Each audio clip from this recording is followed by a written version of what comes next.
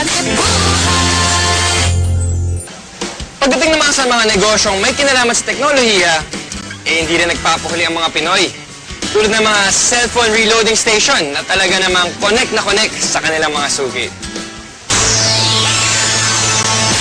Sa panahon ngayon, isa na nga sa pangunahing pangangailangan natin ang cellphone. Kaya dapat lagi itong may load.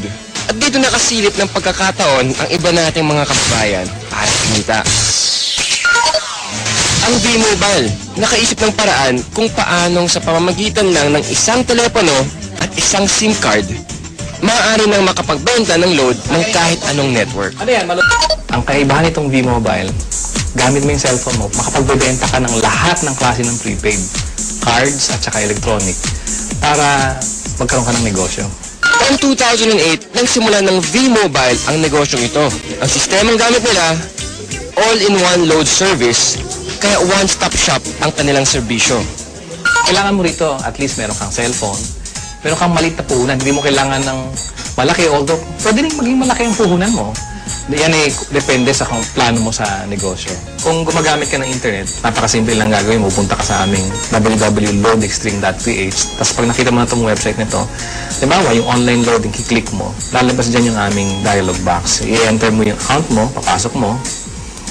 So, in this case, pipiliin ko na lang, papasok ko yung aking sikretong PIK.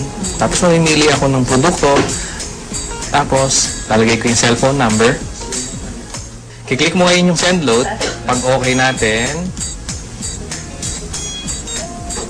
yun na. Pero paano ka nga ba kikita sa negosyong ito? Halimbawa, may magpapaload sa iyo ng 100 pesos. Ang mababawas sa load wallet mo ay 90 pesos lang. Ibig sabihin, may 10 piso kang kita sa bawat 100 na i-reload mo sa iyong customer. Kung kumikita ka ng 100 pesos kada araw sa pagre-reload, sa loob ng isang buwan, may kita kang 3,000 piso. Anip, tulad ni Peewee, na nakatuwaan lang daw noong una ang reloading business. Kasi nagulat kami, nung nag-start kami noon, magbabarkada lang kami. So every night magkakasama kami. Nakakatuwa. Nung 5 lang kami nagsimula, 5 members na kami. Kapatid ko, mga barkada ko. Tapos ngayon nagulat ako, yung 5 tao nagsimula niya. Ngayon, ano na kami, almost 100,000. So actually, nag-vlog pa siya ng 100,000 members. Ngayon, sa simpleng pagpindot-pindot lang daw niya ng cellphone, kumikita raw si Peewee ng mula 1,000 hanggang 5,000 piso kada linggo.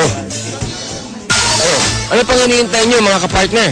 Oras na para ang hilig niyo sa paggamit ng cellphone, pakinabangan niyo rin at maging isang maliit na negosyo.